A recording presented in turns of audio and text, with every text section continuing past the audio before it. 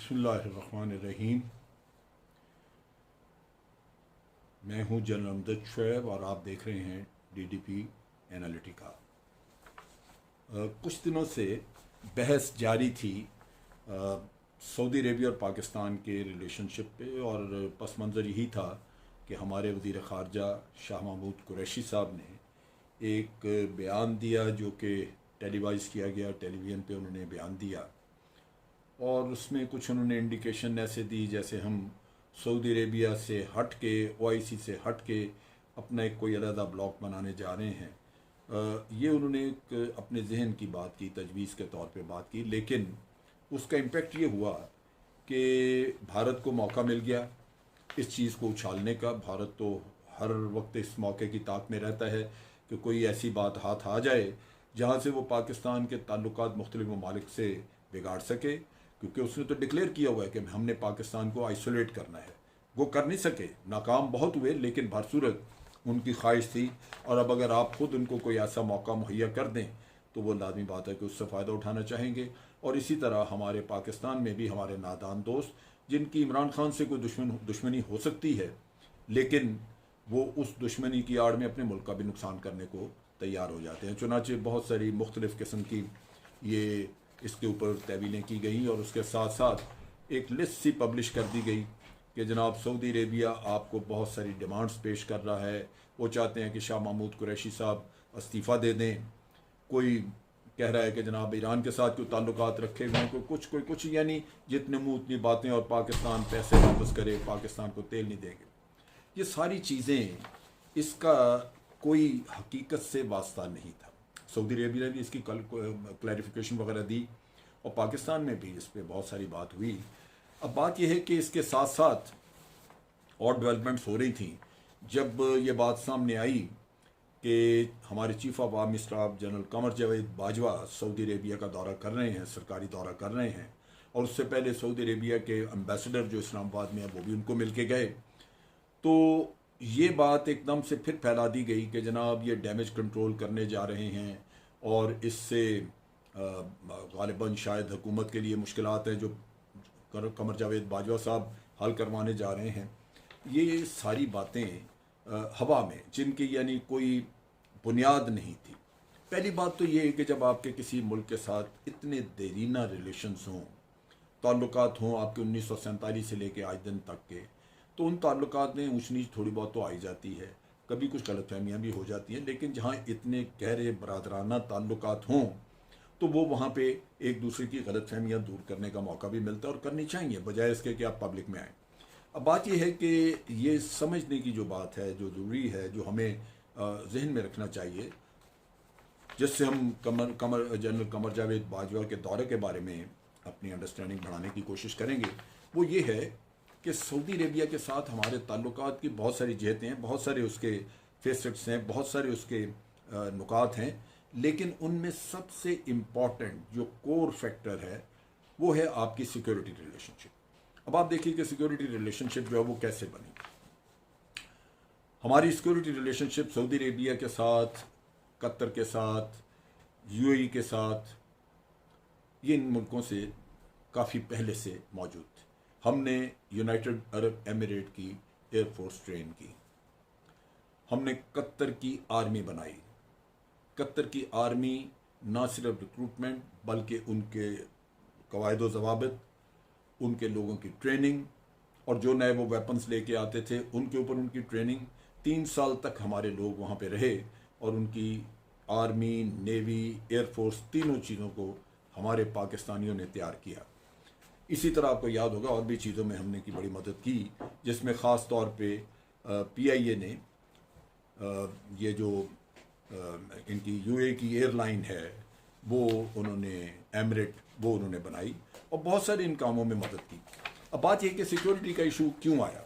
पहली बात तो ये है कि इन अरब ममालिक में पाकिस्तान के ऊपर हमेशा एतमाद रहा। यूए की अपनी कंस्ट्रक्शन में, वहाँ पे इसको बनाने में, यहाँ पे बहुत सारे दरख्त उगाए गए, सड़कें बनाई गई, बेशुमार काम थे जो पाकिस्तानियों ने किए वहाँ पे। जब पाकिस्तानी पहली दफ़ा वहाँ पे गए तो ये मुल्क बिल्कुल एक देहात की तरह था, फिर तेल निकला, पैसा आया और पाकिस्तानी वहाँ पे काम करते रहे। तो हमारा इन मुल्कों की डेवलपमेंट में और इनके दिफा में एक बहुत अहम रोल है। लेकिन सऊदी अरेबिया के साथ एक ख़ास रिलेशनशिप रही। सऊदी अरेबिया मुख्तलिफ वक्तों में मुख्तलिफ मसाइल से दो चार रहा, और आपको याद होगा कि शाह फैसल के वक्त में हमारे बहुत ही करीबी ताल्लुकात थे। चुनाचे उन्होंने कहा कि हमें पाकिस्तान से मिलिट्री तावन चाहिए। चुनाचे सऊदी अरेबिया के अक्सर ऑफिसर जो हैं उनको पाकिस्तान में ला कर ट्रेन किया गया। सबसे पहले हमारी जो मिलिट्री अकेडमी है वहाँ पे ट्रेनिंग के लिए लोग आए, फिर कमांड एंड स्टाफ कॉलेज में ट्रेनिंग के लिए लोग गए, फिर हमारे मुख्तलिफ स्कूलों में जो मुख्तलिफ हमारे अदारे हैं आर्मी के, जहाँ आर्टिलरी की ट्रेनिंग दी जाती है, इन्फेंट्री की ट्रेनिंग दी जाती है, हमने सऊदी अरेबिया के बेशुमार ऑफिसर्स को वहाँ ट्रेन किया। और ना सिर्फ हमारे ज़ाती लेवल पे उन लोगों के साथ रिलेशनशिप बनी क्योंकि वो पाकिस्तान में रह के गए, इसके साथ साथ उनके साथ एक ऐसी अंडरस्टैंडिंग बनी जहाँ उनको पाकिस्तान को बेहतर तरीके से समझने का मौका मिला। पाकिस्तान के लोगों के अंदर जो उनके लिए मोहब्बत और जो जज्बात थे वो उनको देखने को मिले, और एक ऐसा रिश्ता डेवलप हुआ जो कि इंतहाई मजबूत और इस नौइयत का कि उसमें कोई भी अगर दुश्मन चाहे कि कोई उसमें रखना आ जाए तो वो आने की तवक्कुआत नहीं थी, क्योंकि वो रिलेशनशिप इतनी मजबूत बुनियादों पर थी। लिहाजा ये 69 से लेके और तकरीबन आज तक ये हमारा सिलसिला चल रहा है कि हम सऊदी आर्मी के लोगों को ट्रेनिंग देते हैं, अपने मुल्क में बुला के यहाँ ट्रेनिंग देते हैं। उसके अलावा हमारी आर्मी और उनकी मिल के जॉइंट एक्सरसाइज होती हैं, एयरफोर्स की भी, आर्मी की एक्सरसाइज भी। जब वो एक्सरसाइज करना चाहते हैं हमारा कॉन्टीजेंट भी जाता है। फिर जब ये शुरू हुआ किस्सा ये दहशतगर्दी का, तो दहशतगर्दी के ख़िलाफ़ जंग शुरू हुई तो लोगों को तजर्बा नहीं था, बहुत सारे ममालिक को यह तजर्बा नहीं था कि दहशतगर्दी के ख़िलाफ़ जंग लड़नी कैसे है। पाकिस्तान ने बड़ी कुर्बानियाँ दी, लेकिन पाकिस्तान ने दहशतगर्दी की इस जंग को पूरी तरह समझा, इसके लिए और कामयाबी हासिल की, कामयाबी से लड़ा, और फिर इसके लिए कवायद व ज़वाबित, इसके लिए असूल, इसके टैक्टिक्स, हर चीज़ डिवाइस की, और एक अदारा कायम किया पाकिस्तान में जहाँ पे दहशतगर्दी के ख़िलाफ़ जंग में ट्रेनिंग दी जाती है। वहाँ कई मुल्कों के लोग आए, लेकिन खसूसन सऊदी अरेबिया के लोगों को हमने वहाँ पे, उनके ऑफिसर्स को, उनकी आर्मी के लोगों को बहुत ट्रेनिंग दी। बहुत सारे वहाँ से बैजेस यहाँ से पास करके गए, जिसका नतीजा ये हुआ कि आज दहशतगर्दी के ख़िलाफ़ जंग लड़ने में भी ना सिर्फ वो पाकिस्तानी तर्ज इसको तौर तरीके को इस्तेमाल करते हैं, बल्कि वो बड़े प्रोफिशेंट और पहले से कहीं ज़्यादा ट्रेंड लोग हैं, बेहतर लोग हैं जो इस काम को समझते हैं, और उसमें हमारा बहुत बड़ा रोल है। अब इन चीज़ों में अगर आप देखिए तो पीछे हम अगर चले जाएं तो ये आपको याद होगा कि इराक़ ने कुवैत पे हमला किया था और कुवैत पे कब्ज़ा कर लिया, फिर अमेरिकन ने वो कब्ज़ा छुड़ाया, लेकिन इराक़ जो है वो उस ज़माने में चूँकि ये ख़तरा पैदा हो गया कि मिडल ईस्ट के और कंट्रीज़ को ना वो अटैक करे, तो सऊदीज़ को भी बड़ा ख़तरा था इस बात का। लिहाजा पाकिस्तान ने उस वक्त भी मदद की। हमने सऊदी सरहदों के ऊपर अपनी आर्मी रख के तो उनका दिफा किया, और 1985 से हमारा माहिदा था सऊदीज़ के साथ, सऊदी अरेबिया के दिफा का। लिहाजा हमारे ट्रुप्स वहाँ पे मौजूद रहे उस वक्त से। किसी ज़माने में बहुत ज़्यादा होते थे, लेकिन फिर हमने कम कर दिए क्योंकि सिर्फ ट्रेनिंग की रिक्वायरमेंट थी। जब ये मिडल ईस्ट के मामला सेटल हो गए गल्फ स्टेट्स के, तो फिर उसके बाद ट्रेनिंग के लोग जाते रहे, और ट्रेनिंग का काम वहाँ पे, उनकी आर्मी को वहाँ पे ट्रेनिंग का काम आज भी हमारे लोग करते हैं। उनके हॉस्पिटल्स में, मिलिट्री हॉस्पिटल्स में हमारे मिलिट्री डॉक्टर्स जो हैं वो वहाँ पे काम करते हैं, उनके डॉक्टर्स को ट्रेन करते हैं। और ये एक ऐसा रिश्ता है जो कि जिसकी बुनियादें बड़ी मजबूत हैं। लिहाजा हमारे हमेशा से चीफ ऑफ आर्मी स्टाफ या हमारे फ़ौज के सीनियर ऑफिसर्स, उनका सऊदी अरब में आना जाना भी रहा और उनके ताल्लुकात भी रहे।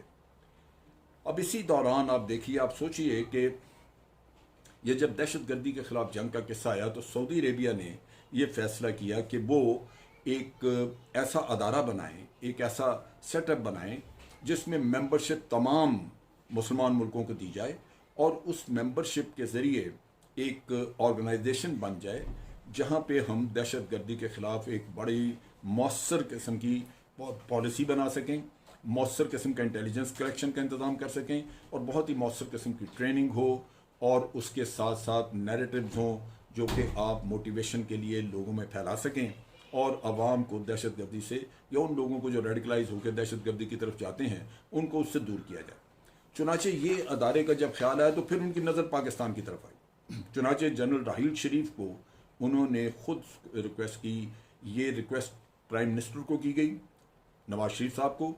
उन्होंने उनसे कहा कि जनाब जनरल राहील शरीफ जैसे ही रिटायर होते हैं हम उनको एक्सटेंशन वगैरह नहीं देंगे, हम आपकी तरफ भेज देंगे। लिहाजा जब वो रिटायर हुए तो जनरल राहील शरीफ से भी उनकी रजामंदी पूछी गई, उन्होंने रजामंदी का इजहार किया और वो वहाँ गए। मैं खुद भी सऊदी अरेबिया जाके तो इस सारे सेटअप को देख के आया हूँ, क्योंकि मैं उनकी इफ्तिताई तकरीब में शामिल हुआ था। आप यकीन करें कि वहाँ पे एक सुई, एक छोटी सी चीज़ भी नहीं थी जिससे कि कोई इब्तदा कर सके। जनरल राहील शरीफ ने टीम ऑर्गेनाइज की, कुछ पाकिस्तान से ऑफिसर वो लेके गए और उन लोगों के ज़रिए उन्होंने ना सिर्फ उनके कवायद व ज़वाबित लिखे, बल्कि उनके ये अदारे जो हैं उनको इस्टेब्लिश किया, जिसमें इंटेलिजेंस कलेक्शन का अदारा है। आज इंटेलिजेंस कलेक्शन के उस अदारे में तमाम मुल्कों के नुमाइंदा आर्मी ऑफिसर्स मौजूद हैं, सर्विंग आर्मी ऑफिसर्स वहाँ मौजूद हैं जो अपने मुल्कों के साथ उसकी कोऑर्डिनेशन करते हैं। इसी तरह वहाँ पे कोऑर्डिनेशन के अलावा जो इंटेलिजेंस का सेक्शन है वहाँ पे भी सारे मुल्कों के नुमाइंदे मौजूद हैं। ट्रेनिंग के लिए जो भी मुल्क चाहे अपने ऑफिसर्स को, लोगों को भेज सकता है वहाँ पे ट्रेनिंग के लिए, और नैरेटिव का सेटअप वहाँ पे है जो मुख्तलिफ मुल्कों को जहाँ ज़रूरत होती है वहाँ के हालात के मुताबिक वो वहाँ से नैरेटिव बना के देते हैं। इन हालात में आप देखिए कि एक बहुत बड़ी कंट्रीब्यूशन है। कोई जॉइंट फोर्स या आर्मी तो अभी तक नहीं बनी, लेकिन अगर बन भी जाए तो उसका तरीकाकार यही होगा कि जिस मुल्क को भी ज़रूरत हो वो रिक्वेस्ट करेंगे कि जनाब हमें आपकी मदद चाहिए, और फिर ये सारे मुल्क जो इसके मेंबर हैं वो बैठ के फैसला करेंगे कि क्या हमें ये फोर्स देनी चाहिए या नहीं देनी चाहिए। लिहाजा एक तावन का रास्ता होगा और जिस मुल्क में फ़ौज भेजनी है वो उसकी रिक्वेस्ट, उसकी ख्वाहिश और उसकी एक सोच के मुताबिक वो इस्तेमाल की जाएगी। वो किसी के ऊपर कोई धौंस को हमले वाला किस्सा नहीं। अब हम आते हैं कि जनरल कमर जावेद बाजवा इन हालात में गए। ये जो मैंने इब्तदाइया जो मैंने बातें की वो सिर्फ ये समझाने के लिए कि जनरल कमर जावेद का जो था, जो दौरा था उनका, ये पहले से प्लान था, क्योंकि हमारे चीफ ऑफ आर्मी स्टाफ जो हैं वो हर साल 1 या 2 दफ़ा सऊदी अरेबिया का दौरा करते हैं अपने इन मामलात की वजह से, ये जो सिक्योरिटी रिलेशनशिप है उसकी वजह से, और उसी वजह से हमारा इन्फ्लुएंस भी वहाँ पे आर्मी का निस्बतन ज़्यादा है। और सिर्फ यहाँ नहीं, कतर में बहुत ज़्यादा है, क्योंकि कतर की आर्मी भी हमने तैयार की थी। इसी तरह यूएई में भी आर्मी का इन्फ्लुएंस निस्बतन ज़्यादा है, क्योंकि वहाँ पे भी उनकी हमने बड़ी मदद की हुई है ये सिक्योरिटी के मामलात में, और आज भी वो सिक्योरिटी के मामलात में मशावरत करते हैं। तो इन हालात में जनरल कमर जावेद बाजवा गए वहाँ पे, उनका बड़ा अच्छा इस्तकबाल किया गया। वो वहाँ पे उनके चीफ ऑफ आर्मी स्टाफ से मिले, फिर प्रिंस तुर्की जो कि उनके कंबाइंड फोर्स जो यही जिसका मैंने जिक्र किया है, जनरल राहील शरीफ जिसके कमांडर इन चीफ हैं, उसकी कमांड उनके पास है या तुर्की के पास, प्रिंस तुर्की के पास, उनसे मिले। अब मेरा ख्याल है कि कल उनकी मुलाकातें जो हैं वो उनकी शाही लोगों से, यानी जो पॉलिटिकल लीडरशिप है उनसे भी मुलाकातें होंगी। अब बात यह है कि यहाँ पे एक तो अफवाहों को ख़त्म करने का मौका है, एक ऐसा ज़रिया है ये दौरा कि जाके तमाम किस्म की अफवाहों को एक तरफ दफन कर दिया जाएगा कि सऊदी अरेबिया के साथ ताल्लुकात में कोई रुकावट आ गई, कोई नाराज़गी आ गई, कुछ है, ये ख़त्म हो। दूसरा ये है कि सऊदी अरेबिया से भी बात होगी तो उनसे भी ये कहा जाएगा कि जनाब आपकी कोई हमसे तवक्कुआत हैं तो आप हमें बताइए। पाकिस्तान अपने तवक्कुआत की बात कर सकता है, और लाजमन दो भाइयों में भी जब बैठ के कोई एक सेटिंग होती है तो उसमें आप अपने गिले शिकवे भी कर सकते हैं, लेकिन कम से कम बातचीत के ज़रिए अंडरस्टैंडिंग होती है। बातचीत ना करने से 100 दर्जे बेहतर है कि आप बात करें और एक दूसरे का नुक्ता नज़र समझने की कोशिश करें। जब ये नुक्ता नज़र समझ लगे आपको तो फिर आप उसके शिकवे और गिले भी दूर कर सकते हैं, और मेरा अपना अंदाज़ा है कि पाकिस्तान इसकी पूरी कोशिश करेगा। उसके अलावा बाकी चीज़ें, जैसे अभी इसराइल वाला किस्सा आ गया, वहाँ पे इस पर भी बात होगी, लेकिन ये सारी वो चीज़ें हैं जो कि हर मुल्क अपने अपने मफाद में बात करता है, अपने मफाद में फ़ैसले करता है। हमें किसी की अंदरूनी मामलात में या किसी के अपने ऐसे मामला जिनके ज़रिए वो अपने हालात को बेहतर या कुछ करना चाहता है, वो जब तक ख़ुद हमसे मशवरा न मांगे उस पर, हमें उस पर दखल अंदाजी नहीं करनी चाहिए। यही एक असूल है जो कि जैसे चाइना ने अपनाया हुआ है। चाइना कभी भी आपके अंदरूनी मामलात में, आपके फ़ैसलों में दखल नहीं देता। अगर आप उनसे मशावरत करें तो वो अपनी राय ज़रूर देते हैं, लेकिन उसके अलावा वो कभी भी आपके मामलात में दखल नहीं देते।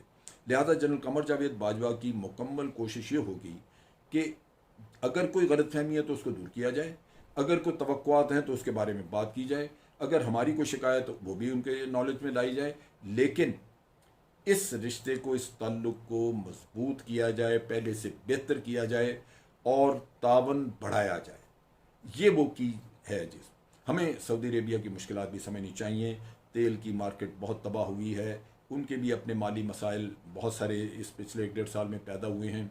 उसके अलावा उन्होंने कई प्रोजेक्ट शुरू किए हुए हैं, उसका भी उन पर प्रेशर होगा। और अगर इंडिया के साथ कोई ताल्लुकात हैं तो बिल्कुल हों, वो जो चाहते हैं करें, लेकिन हमें ये पूरा यकीन है कि सऊदी हमारे भाई हैं। वो कभी भी अपना भारत के साथ ताल्लुक़ जो है वो पाकिस्तान के ख़िलाफ़ इस्तेमाल नहीं होने देंगे, बल्कि उस ताल्लुक़ के ज़रिए ये कोशिश करेंगे कि पाकिस्तान के लिए वहाँ पे बेहतर माहौल पैदा हो। तो इस लिहाज से मैं समझता हूँ कि ये जनरल कमर जावेद बाजवा का दौरा एक इंतहाई अहम दौरा है। न सिर्फ वो हुकूमत पाकिस्तान की नुमाइंदगी कर रहे हैं, बल्कि वो अपने सिक्योरिटी मामला वहाँ पे रिजॉल्व करने गए हैं। और मुझे पूरी तवक्को है कि इंशाअल्लाह ये दौरा जैसे ही ख़त्म होता है तो तमाम किस्म के शकूक व शुबहात जो दुनिया पैदा कर रही है उनको मुकम्मल तौर पर दफन कर दिया जाएगा।